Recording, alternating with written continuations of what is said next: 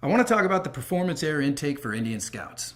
Now, Scouts are incredibly reliable and versatile bikes. Folks are using them for local commuting, weekend rips through the twisties, or even longer distance rides.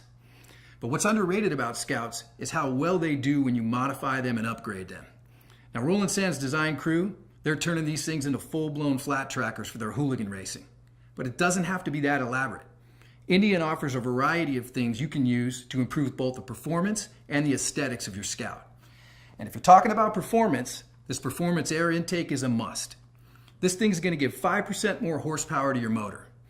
It's going to help your engine breathe more freely. That translates to more power, quicker acceleration, and crisper throttle response. It also sounds awesome. This thing's going to give your motor a deeper, throatier tone.